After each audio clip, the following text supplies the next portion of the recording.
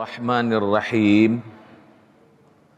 Assalamualaikum warahmatullahi wabarakatuh.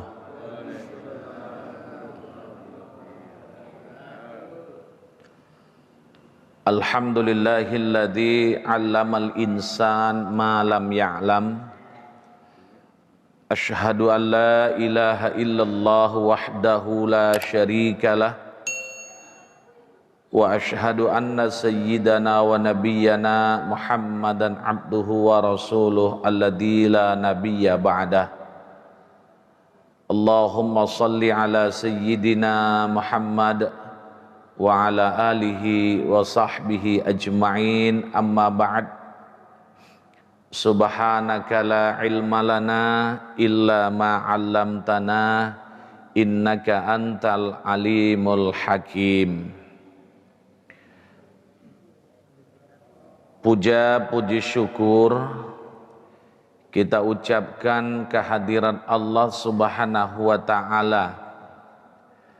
Izin Allah, qudrat dan ridha dan iradat Allah, kita dapat berhadir, bertemu, bersilaturahim di tempat yang semoga dimuliakan Allah ini dalam rangka menuntut ilmu, thalabul ilmi. Kita berdoa semoga pertemuan kita di pagi hari ini pertemuan yang diridhoi Allah, amin. Amal ibadah kita diterima Allah, amin. Dan doa semua hajat kita diijabah oleh Allah, amin ya rabbal alamin. Salawat dan salam kita ucapkan kehadirat alam Nabi besar Muhammad Rasulullah sallallahu alaihi wa alihi wasallam. Jamaah salat subuh Masjid Raya Bani Umar yang dirahmati Allah.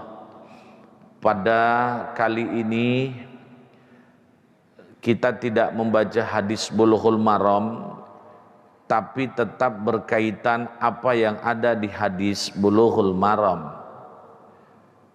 Tema yang akan saya sampaikan berjudul hikmah perjalanan ibadah haji. Kita sudah berada di bulan Zulqa'dah. Zulqa'dah termasuk bulan-bulan haji. Al-hajju ashhurum ma'lumat. Haji itu bulan-bulannya sudah dimaklumi, sudah dipahami. Maka yang disebut dengan bulan-bulan haji itu adalah Syawal, Zulqa'dah dan Zulhijjah. Ketiga bulan ini menjadi bulan haji. Paling tidak ketika di bulan Syawal, nuansa untuk mengerjakan ibadah haji ini sudah kelihatan.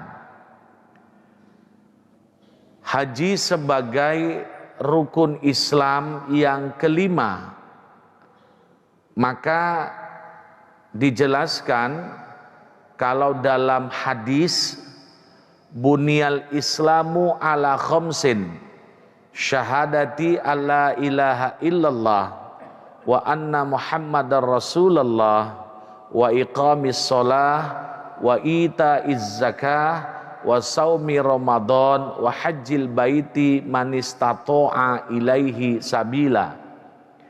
Islam dibangun atas 5 macam: mengucap 2 kalimat syahadat, mengerjakan sholat,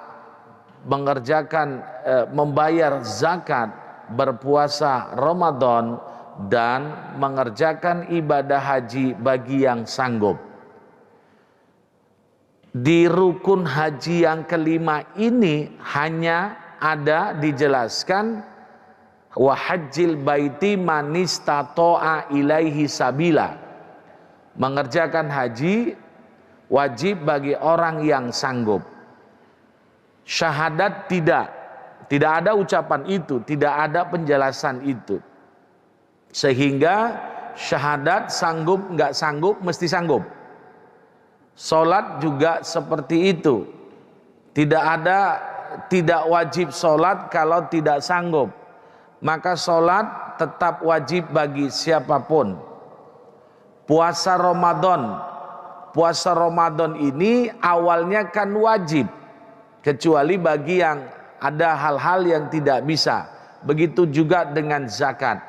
Nah, kalau haji ini dijelaskan sejak awal sebagaimana kedudukannya sebagai rukun Islam yang kelima, yakni mengerjakan haji bagi yang sanggup melakukan perjalanan. Oleh karena itu ulama nanti dijelaskan di situ apa yang dimaksud dengan sanggup mengerjakan haji dalam melakukan perjalanan. Maka maknanya di situ istitoah itu, sanggup itu ada beberapa macam, ada beberapa faktor, sehingga bisa dilihat dari beberapa hal. Yang dimaksud dengan sanggup di situ adalah kesanggupan biaya, ya, kesanggupan dana. Karena haji membutuhkan biaya yang tidak sedikit, apalagi faktor daerah, ya, faktor negara yang jauh antara Indonesia dengan Saudi, maka butuh biaya yang banyak. Kemudian juga banyak diperlukan persiapan, baik mau berangkat ataupun pulang, maka itu butuh biaya yang banyak. Oleh karena itu haji harus faktor kesanggupan itu, sanggup itu bisa dilihat dari sisi harta benda. Keuangan harus sanggup, kalau nggak sanggup maka tidak wajib mengerjakan haji. Makanya dalam rangka untuk kategori sanggup maka diberikanlah istilahnya cicilan, kan seperti itu. Kalau kita daftar haji ada biaya untuk pendaftaran nanti dan segala macam, pada akhirnya untuk pelunasan. Nah, itulah yang disebut dengan kategori sanggup. Yang kedua, sanggup dari sisi amnut thoriq. Amnut thoriq itu aman perjalanannya. Kalau tidak aman perjalanannya, maka kewajiban haji gugur. Contoh, terjadi perang di suatu negara yang kita karena mesti lewat dari situ, ya, tempat daerah yang konflik itu, negara yang konflik, maka kita tidak aman melakukan perjalanan. Berdasarkan analisis yang berwenang, ya, maka kewajiban haji bagi umat Islam Indonesia gugur di waktu itu. Sehingga keamanan perjalanan ini penting dipahami, penting diketahui. Makanya haji itu harus ditangani pemerintah. Haji harus pemerintah ikut andil di dalamnya, ya, karena bukan hanya sekedar urusan mengerjakan haji, tapi banyak harus dipersiapkan. Persiapan berangkatnya, persiapan di sananya, persiapan keamanan jalan dan segala macam harus dipastikan keamanannya. Yang bisa memastikan keamanannya ini tentu pemerintah atau negara. Maka benar adanya urusan haji diatur oleh negara. Jadi memang ada beberapa hal dalam kita pengamalan keislaman itu negara harus hadir untuk membantunya. Negara harus hadir untuk memberikan kenyamanan dan kedamaian bagi masyarakat Muslim Indonesia. Ya, ini penting. Ya, seperti kalau di dalam Al-Quran itu, ya ayuhan nas kulu mimma fil ardi halalan thayyiba wala tattabi'u khutuwatis syaiton innahu lakum aduwwum mubin. Ya, wahai manusia, makanlah apa yang ada di bumi ini dengan dua catatan, halal dan bergizi, halal dan baik. Masalah halal ini harus ada campur tangan pemerintah. Arti campur tangan, memberikan satu legasi, satu legalitas, satu pernyataan bahwa produk yang dimakan itu, yang dikonsumsi itu mesti halal. Sehingga pemerintahlah yang punya wewenang itu, sehingga diatur di dalam undang-undang tahun 2014 tentang produk halal itu. Ya, BPJPH kan seperti itu. Ya, itu kan termasuk lembaga yang diwenangi oleh Kementerian Agama dalam rangka menangani produk-produk makanan baik UKM, ya, usaha kecil mikro ataupun makro. Bagaimana umat Islam itu ketika belanja, ketika menikmati satu produk makanan dijamin halal, maka itu butuh sertifikasi halal. Sehingga itu harus ditertibkan oleh negara, makanya negara harus hadir di situ. Ya, walaupun kemarin terjadi polemik antara satu lembaga dengan lembaga yang lainnya, biasa, tapi sudah clear lah itu, kan seperti itu. Ya, kadang kan seperti itu Bapak Ibu, kita makanya warung-warung itu terkadang kita nggak ngerti unsur halal itu bukan hanya bendanya, bukan apa yang mau kita makan, bukan itu saja, tapi proses pembuatannya pun itu harus diperhatikan. Makanannya halal, tapi cara menyajikannya, cara membuatnya, cara memproduknya kalau bermasalah itu juga tidak halal. Maaf, kita beli martabak, contoh konkretnya, martabak itu kan halal, apa yang kita bayangkan itu halal. Tapi kalau proses pembuatannya, contohnya alatnya, alat masaknya itu bekas untuk memasak atau mengelola barang yang haram, maka itu jadi haram. Maka itu butuh yang namanya lisensi halal, itu yang dikeluarkan oleh yang disebut dengan sertifikasi halal. Itu penting. Ya. Nanti kalau kita lihat satu di antaranya supaya persyaratan suatu usaha itu mendapatkan sertifikasi halal, nama produknya juga yang bagus, yang dianggap halal. Ya, contohnya sambal setan gitu kan ada Pak ya. Nah, itu tidak bisa keluar sertifikasi halal, kenapa? Karena namanya juga nggak baik.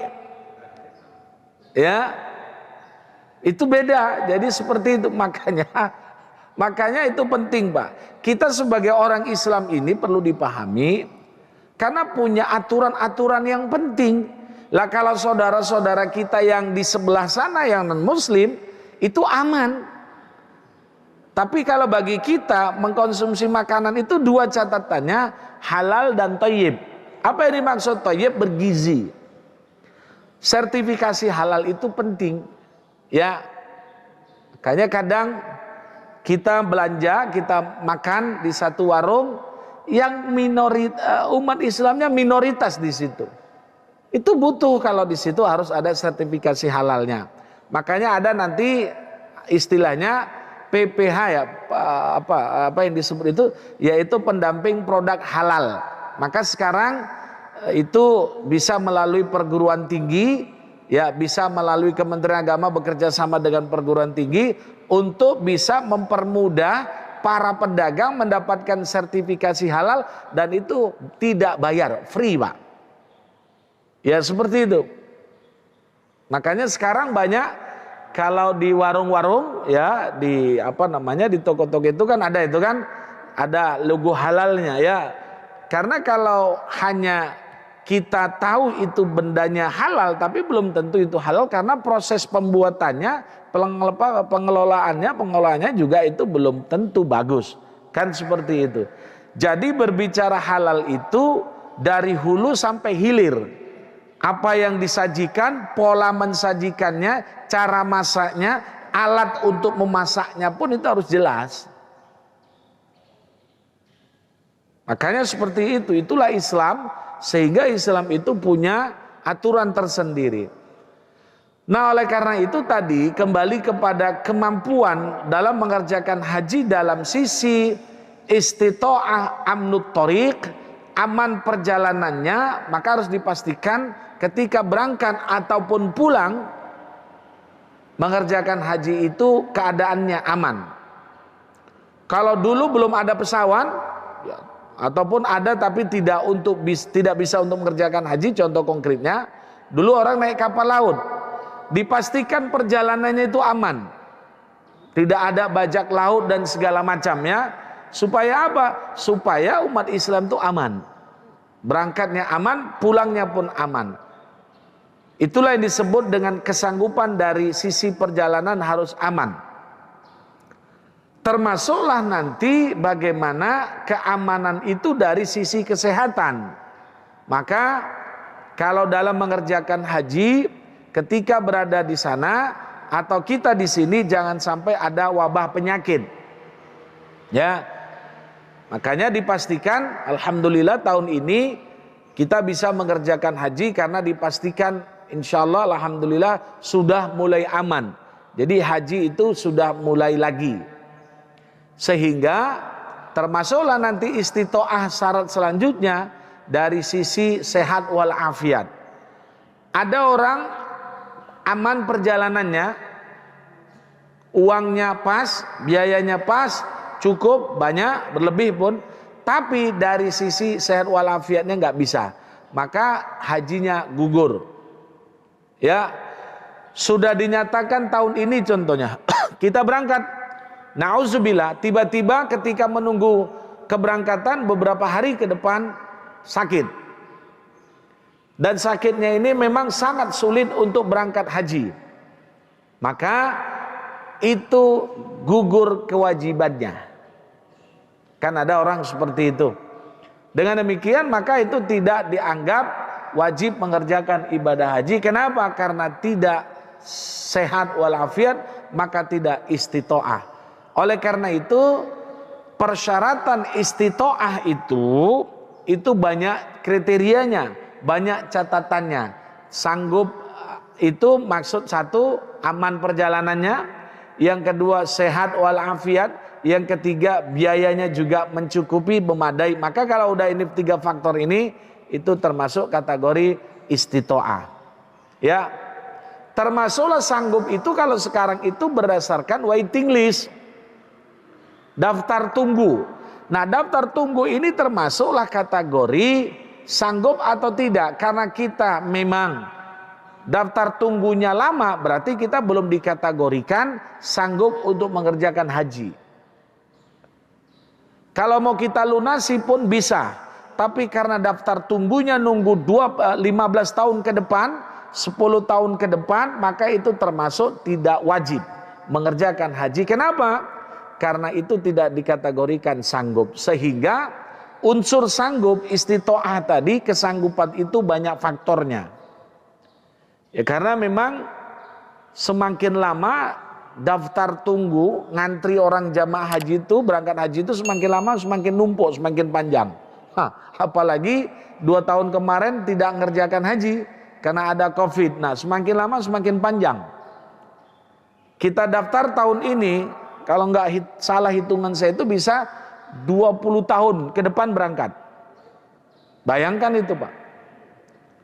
Ya, itu sangat lama. Ya memang seperti itu. Ya, 20 tahun ke depan, itu pun belum tentu bisa, Pak.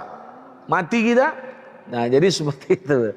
Tapi tetap itu harus daftar. Karena kalau sudah sanggup, masalah berangkatnya kapan serahkan ke Allah. Jadi memang umat Islam Indonesia ini luar biasa. Ya, ghirah untuk mengerjakan haji itu luar biasa. Semangatnya luar biasa, kemauannya luar biasa. Ya, maka semakin lama daftar tunggunya makin banyak. Sehingga kebijakan pemerintah pun dalam menetapkan regulasinya pun itu memang berbeda. dari tahun sebelum Covid. Wajar. Ya. Jadi seperti itu. Nah, Bapak Ibu yang dirahmati Allah, maka pada kali ini saya ingin menjelaskan itu tadi persyaratan haji, istitoah tadi, faktor sanggup itu dari sisi apa? Nah, kita akan memahami apa sih hikmah, apa sih manfaat atau kegunaan atau hal yang luar biasa yang bisa dipetik dalam rangka mengerjakan haji itu. Pada kesempatan ini saya ingin menyatakan ada 4 hal ya dalam menyikapi hikmah perjalanan haji itu. Pertama, perjalanan haji itu disebut dengan rihlatul hadariyah, perjalanan peradaban. Ya, kenapa disebut dengan perjalanan peradaban? Karena Mekah dan Madinah ya, kita katakan seperti itu, Mekah dan Madinah itu 2 tempat titik sentral bagaimana awal perkembangan Islam itu waktu itu. Kita paham turunnya perintah atau turunnya syariat Islam di Saudi ya di Saudi termasuklah kota besarnya adalah Mekah dan Madinah. Jadi Mekah dan Madinah itu punya peradaban yang luar biasa. Karena disitulah awalnya bagaimana penanaman tauhid yang benar. Dulu mereka tidak bertauhid, musyrik.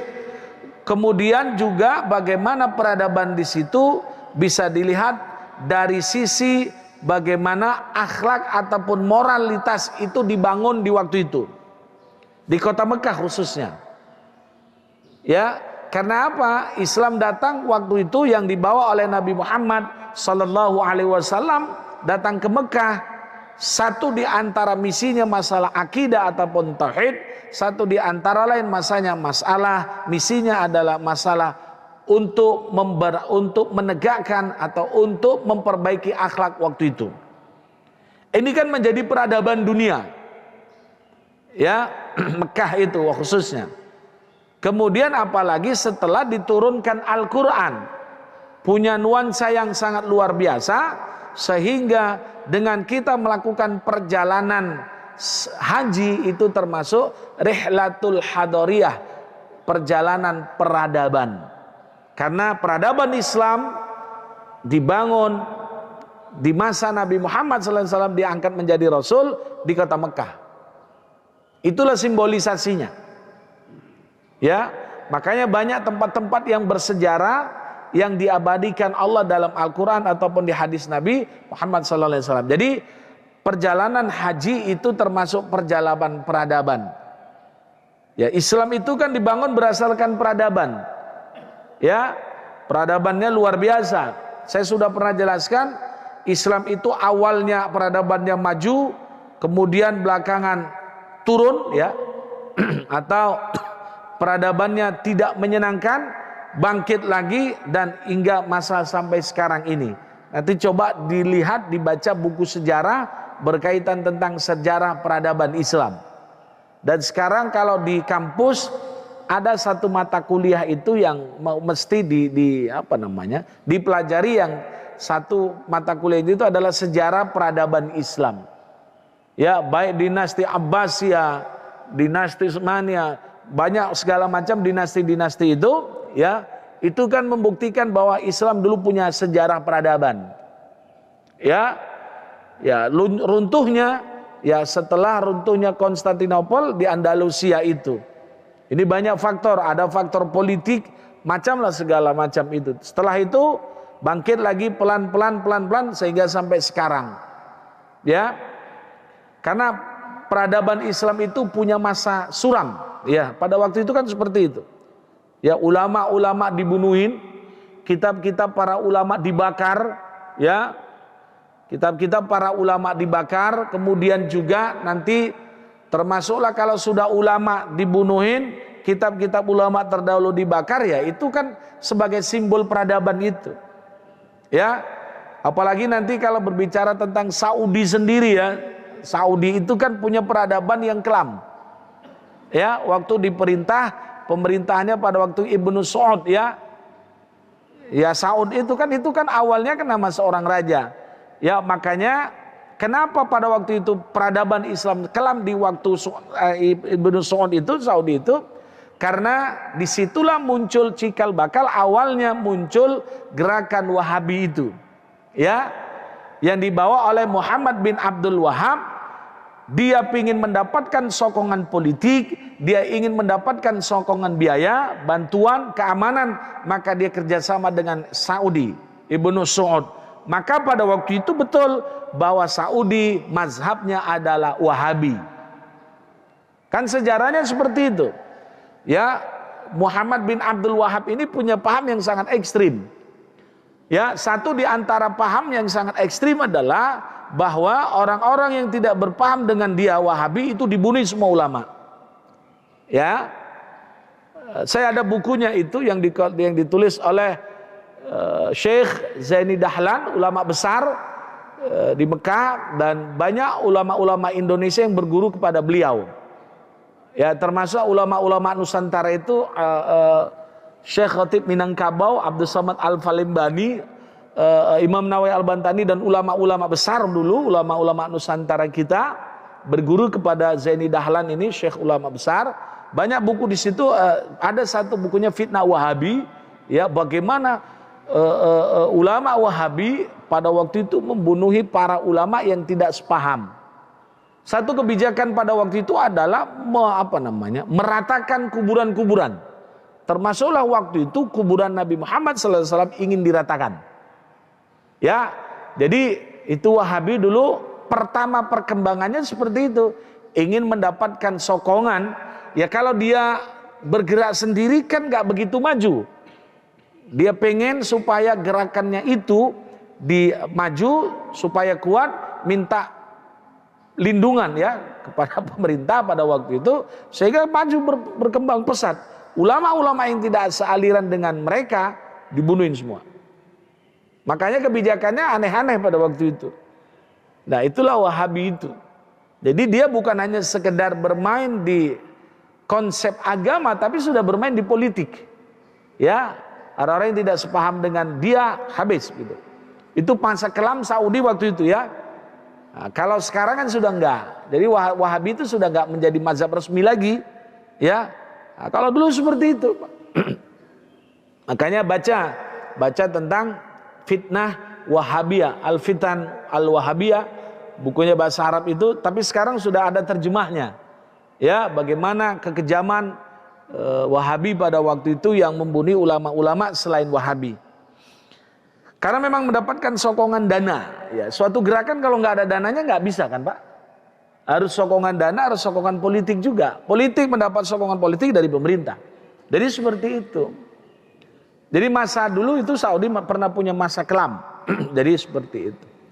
Nah Bapak Ibu yang dirahmati Allah Subhanahu Wa Taala, maka baca buku sejarah itu sehingga kita ngerti. Ya, bagaimana Wahabi itu, bagaimana Salafi itu, segala macam itu penting. Ya, tapi kalau Salafi itu tidak bermain di wilayah politik. Konsepnya hanya memurnikan agama saja. Ya, memurnikan agama dari yang menurut mereka salah ya.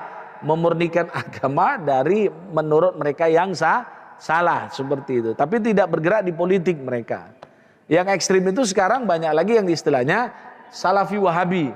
Wah itu dahsyat lagi ya. Macam lah itu.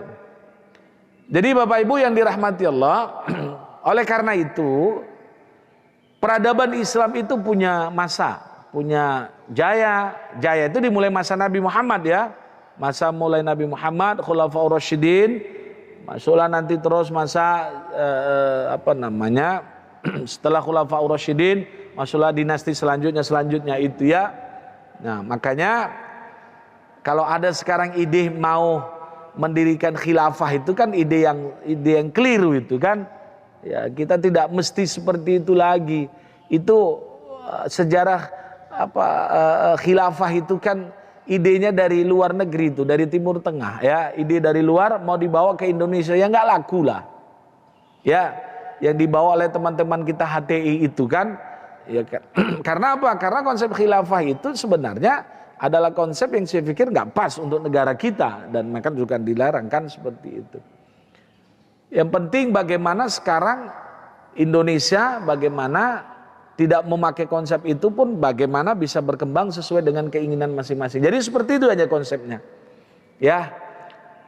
Karena memang konsep khilafah itu di negaranya saja pun nggak laku, Pak. Ditawarkan di asal negaranya itu nggak laku. Dibawalah kemari. Nah, di sini pun ditolak. Jadi seperti itu. Nah, Bapak Ibu yang dirahmati Allah Subhanahu wa taala, kembali ke tema kita. Jadi sejarah Islam itu punya peradaban, peradabannya luar biasa. Dulu pernah jaya, satu di antara kejayaan Islam itu dilihat faktor dari sisi pendidikan. Kalau sudah dilihat dari pendidikan, maka faktornya adalah banyak, di antara lain buku-buku para ulama dulu banyak. Ulama-ulama dulu pun muncul. Jadi ketika perjalanan haji, maka diingatkan kita sejarah bagaimana Mekah sebagai simbol peradaban Islam yang dibawa oleh Nabi Muhammad sallallahu alaihi wasallam. Tentunya kalau selain Nabi Muhammad bukan Mekah kan seperti itu. Ya, karena itu tadi. Yang kedua saya ingin menjelaskan perjalanan haji itu hikmahnya adalah perjalanan haji itu disebut dengan rihlatut tarikhiyah. Tadi sudah dijelaskan sejarah perjalanan haji, perjalanan peradaban. Yang kedua, perjalanan haji itu ternyata perjalanan sejarah, napak tilas.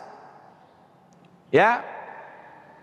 Karena memang ibadah haji ini tidak bisa dilepaskan, tidak terlepas dari keluarga besar Nabi Ibrahim alaihissalam. Satu di antara rukun haji itu kan adalah sa'i. Sa'i itu di tokoh sentral sa'i itu kan adalah Siti Hajar alaihissalam dan Nabi Ismail alaihissalam. Rukun haji itu kan ada 5. Satu ihram, yang kedua tawaf, yang ketiga sa'i, yang keempat wukuf, yang kelima adalah tahallul. Itu rukun haji itu 5. Kalau bedanya dengan rukun umrah 4. Kalau rukun umrah kan cuma 4. Tidak ada wukuf. Jadi kalau umrah itu ihram umrah, tawaf, sa'i, dan tahallul itu 4. Tapi kalau haji kan 5 rukunnya.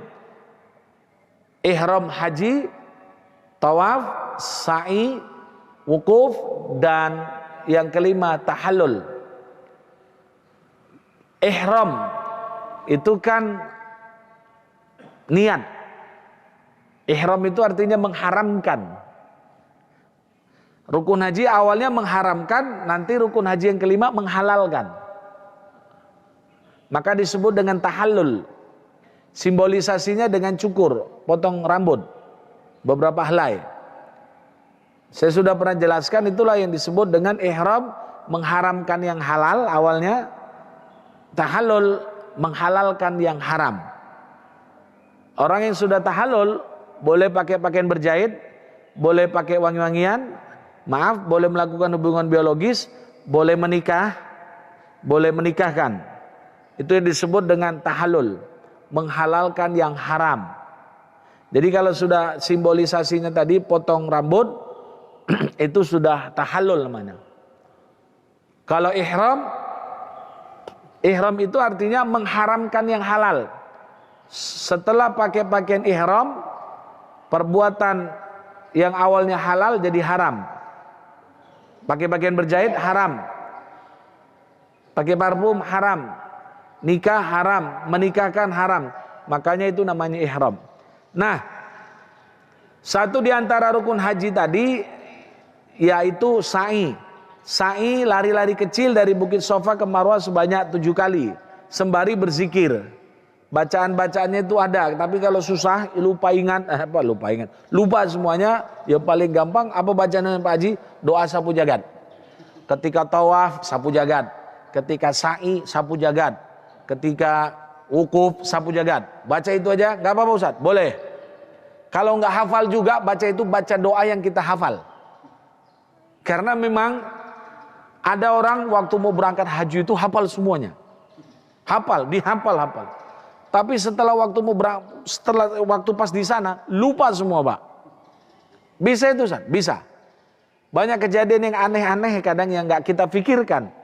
Makanya kalau lupa baca aja Rabbana atina fid dunya hasanah wa fil akhirati hasanah wa qina adzabannar. Ya. Karena bininya 2 berangkat haji yang dibaca hasanah aja, Khadijahnya nggak disebut, ngambek gitu akhirnya ya. Nah, contohnya ya. Jadi seperti itu. Kalau nggak hafal doanya udah baca itu aja. Waktu sa'i Rabbana atina fid dunya hasanah wa fil akhirati hasanah wa qina adzabannar. Waktu wukuf juga begitu. Waktu tawaf itu juga dibaca, nggak apa-apa. Ya, tapi kalau sholat janganlah. Ya. Jadi seperti itu. Makanya sa'i itu simbolnya kan itu tadi, peristiwa sering terjadi pada keluarga, yaitu tadi Ismail dan Siti Hajar, lari-lari kecil itu. Unik ya. Uniknya itu Masya Allah. Padahal sumber airnya di mana Pak? Nggak di Bukit Sopa, nggak di Marwah. Di mana? Di bawah kakinya Nabi Ismail.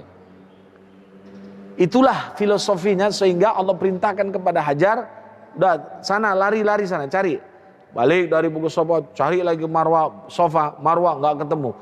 Ketemunya di mana sumber airnya? Nggak di ujung sana, nggak di ujung sini. Ketemunya di bawah, ya di bawah kakinya Nabi Ismail. Itulah perjuangan itu. Allah itu bukan memanjakan manusia. Coba aja diinformasikan Allah. Hajar, Siti Hajar, itu sumber air ada di bawah telapak kakinya Ismail, kan selesai. Tapi tidak seperti itu, Masya Allah. Jadi lari sana, lari sini sebanyak 7 kali. Itulah yang diibadahkan Allah. Sehingga dengan ibadah haji seperti rukun haji sa'i tadi, itu mengingatkan kita kepada Siti Hajar alaihissalam di padang pasir. Ada juga dengan ibadah haji ini kita diingatkan dengan ibadah nampak tilas, seperti kalau sedang tawaf. Lihat ada hijir Ismail Bajia, ada hijir Ismail, ada maqam Ibrahim. Ya, ada ketika tawaf ada apa? Ka'bah. Itu kan sejarah. Ka'bah itu bukan seperti dulu, nggak seperti yang cakep sekarang seperti ini. Dulu hanya batu biasa, Pak. Ya, hanya batu biasa. Ketika tawaf diingatkan dengan sejarah. Sejarah apa? Mencium Hajar Aswad. Hajar Aswad itu batu hitam. Makanya Umar bin Khattab itu pernah ngomong gini, kalau enggak ini perintah Allah, enggak akan kucium kau Hajar Aswad. Jadi seperti itu. Jadi Hajar Aswad itu ya batu, ya punya historical ya, punya sejarah yang luar biasa. Ya, itu. Jadi dengan haji itu sebenarnya banyak perjalanan haji itu perjalanan sejarah. Ya, sa'i, wuku, ketika sa'i disitulah sejarah Nabi Ismail dengan Hajar. Ketika tawaf nanti ada hijir Ismail. Itulah tempat bagaimana dulu keluarga besar Nabi Ibrahim juga. Hajar dan Siti Hajar dan Nabi Ismail. Maqam Ibrahim itulah sejarah tempat berpijaknya Nabi Ibrahim ketika membangun Ka'bah. Maka ada tempatnya. Maqam itu kan tempat berdiri. Kalau di Indonesia maqam sudah beda maknanya. Ya. Tapak kaki Nabi Ibrahim itu ada, ya, sehingga nanti kalau mesti naik, beliau naik, turun, ya turun, izin Allah. Jadi kemudian ketika tawaf kita diingatkan sejarah. Bagaimana sejarahnya? Bahwa Ka'bah ini punya sejarah yang luar biasa. Baitullah. Maka Baitullah itu disebut juga dengan Baitul Atiq.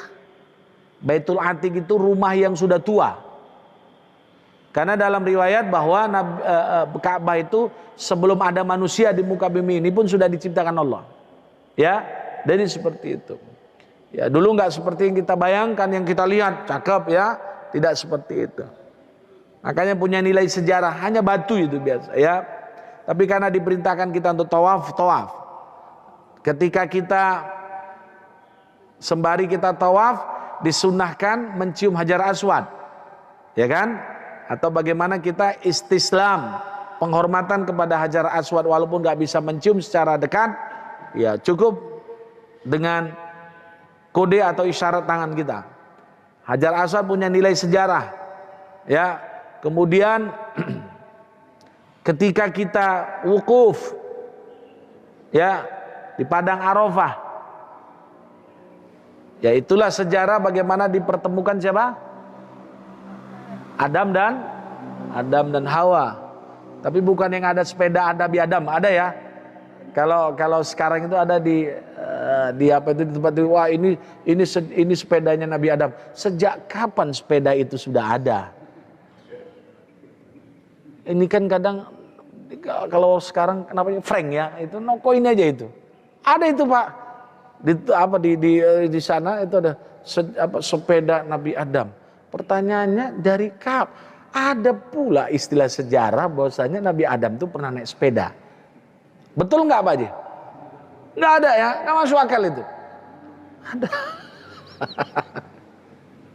Jadi itulah namanya marketingnya seperti itu dia, cari duitnya. Jadi begitu. Kadang mutawifnya pun menjelaskannya khusyuk banget, seolah-olah betul itu, bahwasanya itu sepedanya Nabi Adam. Saya bilang jangan ngarang aja lah, saya bilang begitu. Ya jangan ngarang. Orang sekarang ini terpesona dengan orang-orang yang hobinya ngarang, termasuklah paranormal ya kan. Kemarin anaknya Pak Ridwan Kamil yang meninggal itu kan begitu. Kata paranormal nanti itu ditemukan. Pertanyaannya paranormalnya pernah nggak ke Swiss? Kan gitu. Lalu pertanyaannya paranormalnya juga nggak pernah ke sana. Kayak mana sungai apa namanya? Are itu pun nggak tahu. Ya. Tiba-tiba ya itulah tadi kan gitu seperti itu. Jadi percaya itu. Sepeda Nabi Adam. Allah ya Karim. Unik ya. Jadi seperti itu. Maka jadi betul kalau kita berangkat haji itu banyak tempat yang bersejarah ataupun umrah itu. Ya nanti banyak dilihatlah. Kayaknya biasanya termasuk nanti paket dalam untuk umrah ataupun haji itu biasanya nanti bisa ziarah ke ini ke itu ya. Ya buktinya ke Masjid Nabawi ziarah, ke Masjid Nabawi ziarah ke makam Rasul dan para sahabat yang lainnya, itu kan sejarah semua itu. Ya. Sehingga kita disunahkan mengucapkan salam, dianjurkan. Assalamualaikum ya Rasulullah. Ya, assalamualaikum ya Nabi Allah. Ya sebenarnya bukan waktu ziarah saja, Pak. Waktu kita duduk sendiri pun ya ucapkan salam kepada Nabi Muhammad sallallahu alaihi wasallam, dan itu didengar oleh Nabi Muhammad. Ya.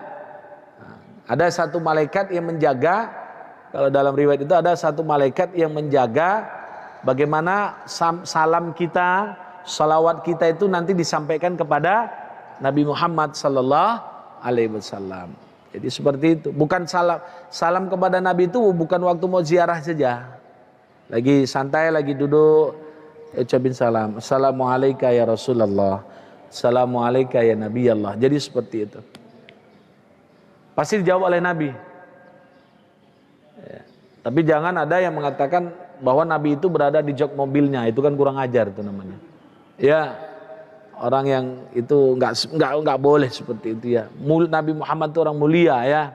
Ya memang kalaupun mungkin bisa saja, tapi jangan kalau orang-orang seperti itu nggak perlu diceritakan, nggak boleh. Ya, itu bukan untuk diumbar. Ya, kemudian pula kan di jok mobil lagi coba. Jadi seperti itu.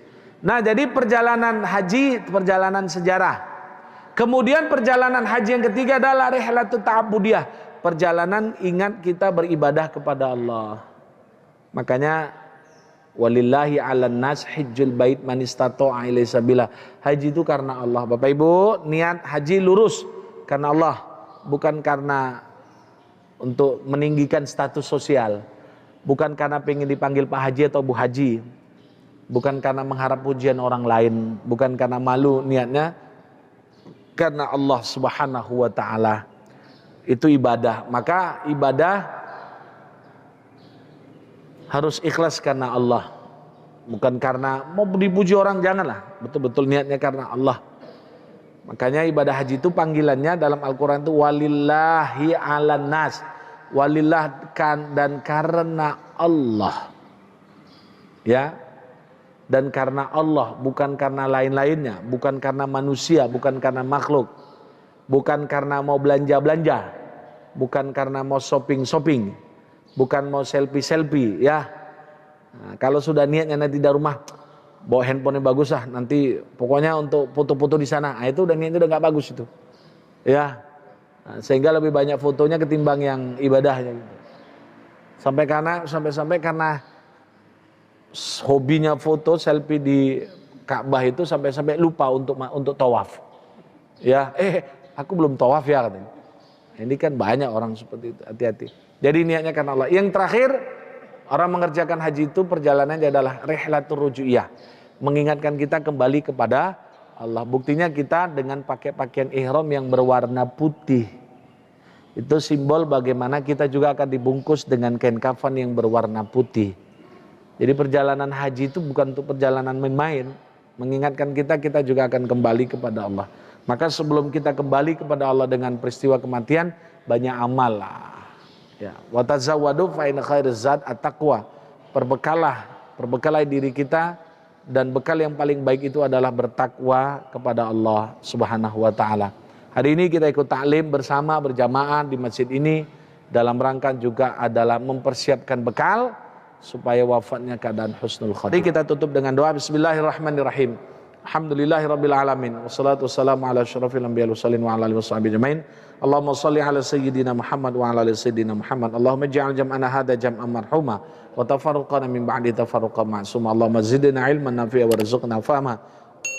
Rabbana atina fid dunya hasanah wa fil akhirati hasanah wa qina adzabannar. Wa sallallahu wasallam ala sayyidina wa maulana Muhammad walhamdulillahirabbil alamin. Terima kasih. Subhanakallah wa bihamdik asyhadu an la ilaha illa anta astaghfiruka wa atubu ilaik.